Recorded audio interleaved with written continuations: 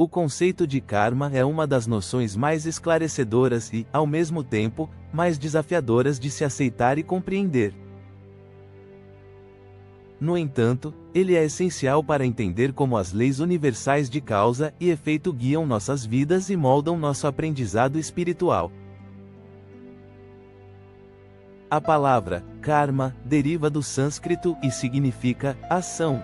No contexto espiritual, refere-se ao princípio segundo o qual toda ação, pensamento ou intenção gera uma consequência correspondente, seja nesta vida ou em vidas futuras. O karma não é uma punição divina, mas um mecanismo justo e amoroso que oferece ao espírito a oportunidade de crescer, reparar erros e alcançar a evolução.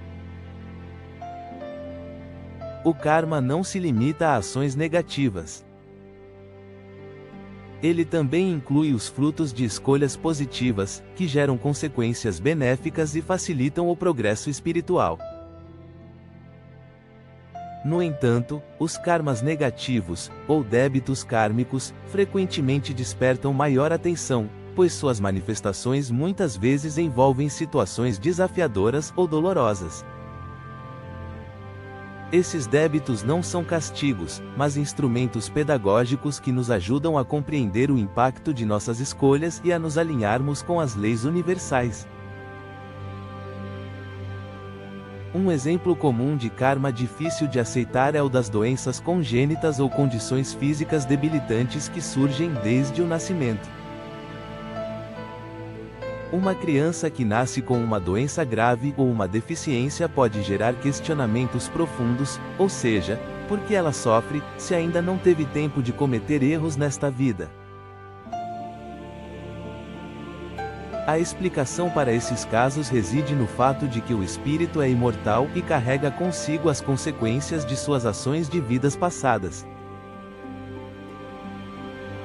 Uma pessoa que, em uma existência anterior, abusou de sua saúde ou utilizou seu corpo de forma irresponsável pode reencarnar com limitações físicas, como forma de aprender a valorizar a vida e de reparar os desequilíbrios gerados por suas escolhas. Esse aprendizado não é uma punição, mas uma oportunidade de desenvolver virtudes como a paciência, a resiliência e a gratidão. Outro exemplo de karma desafiador é o das relações familiares difíceis. Muitas vezes, os espíritos reencarnam em núcleos familiares onde há conflitos intensos ou falta de afinidade, como pais e filhos que não se entendem, irmãos que vivem em desavença ou casais que enfrentam dificuldades constantes. Essas relações problemáticas frequentemente refletem dívidas kármicas de vidas passadas, onde os envolvidos cometeram atos de desamor, traição ou desrespeito uns contra os outros. Reencarnar juntos oferece a oportunidade de reconciliação e aprendizado mútuo. Por exemplo, um pai que foi negligente ou abusivo em uma vida passada pode reencarnar como filho dependente de cuidados, aprendendo a humildade e a compaixão enquanto também dá ao outro espírito a chance de exercitar o amor incondicional. Há também karmas ligados a aspectos materiais, como pobreza, dificuldades financeiras ou sucessos e fracassos extremos. Uma pessoa que, em vidas anteriores, utilizou a riqueza de maneira egoísta ou explorou os outros, pode reencarnar em condições de pobreza, aprendendo a valorizar o esforço, o compartilhamento e a simplicidade. Por outro lado, um espírito que demonstrou generosidade e justiça em situações de abundância, pode retornar em uma posição de liderança ou prosperidade, com a missão de continuar usando esses recursos para o bem coletivo. Outro tipo de karma que pode ser difícil de aceitar é aquele relacionado a tragédias coletivas, como desastres naturais, guerras ou pandemias. Esses eventos, embora pareçam injustos à primeira vista, muitas vezes reúnem grupos de espíritos que compartilham débitos kármicos semelhantes, ou que precisam aprender lições específicas em conjunto. Por exemplo, uma comunidade afetada por um desastre pode estar passando por uma oportunidade de aprendizado coletivo sobre solidariedade, compaixão e desapego. Esses eventos também podem ser oportunidades de missão para espíritos mais evoluídos, que reencarnam nesses contextos para ajudar, consolar e guiar os demais. Uma das manifestações mais intrigantes do karma é a relacionada a espíritos ovoides ou em estado de grande estagnação moral. Esses espíritos, que em vidas passadas cultivaram ódio intenso, vingança ou outros sentimentos destrutivos, podem perder temporariamente sua identidade espiritual e sua capacidade de interação plena. Ao reencarnarem, muitas vezes são colocados em situações de grande limitação, como corpos físicos com severas deficiências ou condições de extrema vulnerabilidade, para que possam iniciar um processo de reestruturação moral e energética. Esses casos mostram que, mesmo nas situações mais desafiadoras, a reencarnação é sempre uma oportunidade de recomeço e aprendizado. Um fenômeno importante sob o ponto de vista espírita é o nascimento de pessoas sem braços e pernas que representam uma manifestação clara de um aprendizado profundo e uma expiação que reflete débitos kármicos de vidas passadas. Essas condições podem estar relacionadas a abusos ou má utilização do corpo físico em encarnações anteriores, como atos que causaram danos graves a si mesmo ou a outros, ou até mesmo um desprezo pelas capacidades físicas que lhes foram concedidas. Um espírito que, por exemplo, usou seu poder para subjugar fisicamente outros, pode reencarnar em uma condição de severa limitação para vivenciar a fragilidade e, assim, aprender a valorizar a vida sob uma nova perspectiva. Essas situações não devem ser vistas como punições, mas como oportunidades de evolução. Para esses espíritos, a ausência dos membros físicos exige o desenvolvimento de virtudes como a paciência, a resiliência e a criatividade. Muitas vezes, essas pessoas tornam-se exemplos de superação, mostrando que as limitações físicas não são barreiras intransponíveis para o crescimento espiritual. Além disso, essas condições também servem como aprendizado para aqueles que convivem com essas pessoas, como familiares e amigos, que são chamados a exercer a compaixão, a empatia e o cuidado. Por outro lado, é importante considerar que esses espíritos não estão abandonados à própria sorte. Eles são assistidos por mentores espirituais que os fortalecem e inspiram ao longo de sua jornada, auxiliando-os a transformar suas limitações em ferramentas de aprendizado e progresso. Exemplos de vida como o de Nick Wojcik, que nasceu sem braços e pernas e se tornou um palestrante motivacional, ilustram como essas experiências podem ser transformadas em missões de grande impacto para si mesmos e para os outros. Os casos de gêmeos siameses, em que dois corpos compartilham órgãos ou partes do corpo, mesmo sendo resultado de falhas genéticas, são profundamente ligados a lições espirituais de grande complexidade. Esses espíritos geralmente têm um histórico kármico compartilhado, marcado por relações intensas e, muitas vezes, desarmoniosas em vidas anteriores. Em situações de ódio, vingança ou disputas irreconciliáveis, podem ter gerado laços energéticos tão intensos que acabaram se refletindo em uma reencarnação compartilhada, como uma forma de reparar suas divergências e aprender a viver em cooperação e harmonia. A condição de gêmeos siameses oferece um aprendizado único. Compartilhar um mesmo corpo físico implica em um nível de dependência e colaboração extrema, que desafia os envolvidos a desenvolver virtudes como paciência, empatia, tolerância e renúncia. Eles precisam aprender a equilibrar suas vontades individuais com as necessidades do outro, compreendendo que a convivência harmônica é essencial para sua experiência de vida.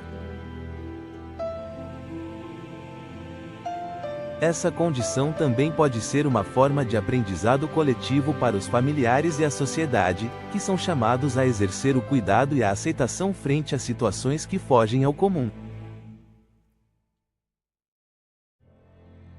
No entanto, nem todos os casos de gêmeos siameses são expiações relacionadas a débitos kármicos negativos. Algumas vezes, esses espíritos podem ser almas afins que, por razões evolutivas específicas, escolheram passar por essa experiência juntos para desenvolver ainda mais o amor e a cooperação. Cada caso é único, e o planejamento reencarnatório considera as necessidades individuais e coletivas, sempre visando o aprendizado e a evolução. No caso de pessoas que nascem sem braços e pernas ou de gêmeos siameses, a doutrina espírita explica que essas condições não são simplesmente o resultado de falhas genéticas, no sentido comum, mas sim reflexos de causas espirituais mais profundas, que se manifestam no plano material por meio da genética.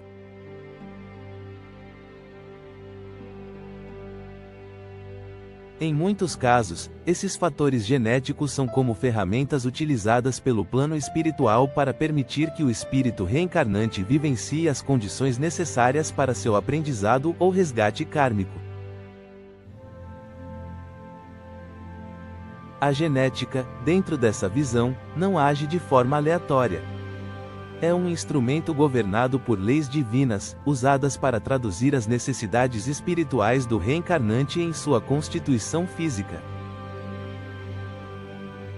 No processo reencarnatório, o perispírito, o corpo semimaterial que conecta o espírito ao corpo físico, desempenha um papel fundamental, servindo como molde energético para a formação do novo corpo. Lesões ou desequilíbrios no perispírito, que refletem atos e escolhas de vidas passadas, podem influenciar a expressão genética durante a gestação, resultando em condições como a ausência de membros ou a união física entre dois corpos, como ocorre com os gêmeos siameses.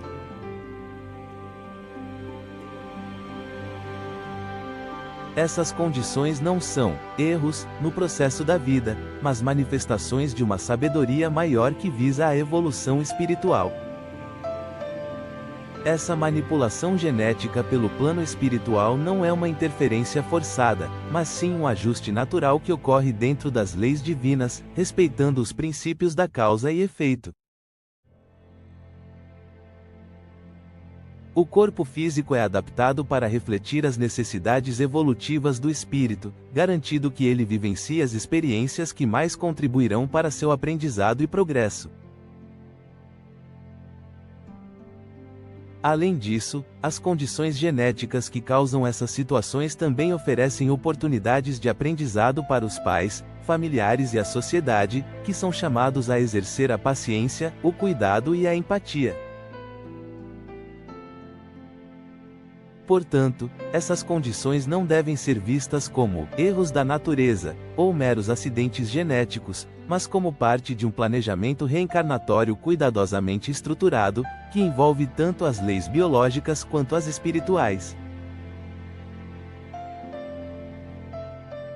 A ciência material, ao estudar as causas genéticas, observa os mecanismos físicos desse processo, mas a doutrina espírita oferece uma visão mais ampla, mostrando que esses mecanismos estão intimamente ligados às necessidades evolutivas do espírito e ao amor e à justiça que regem todo o universo.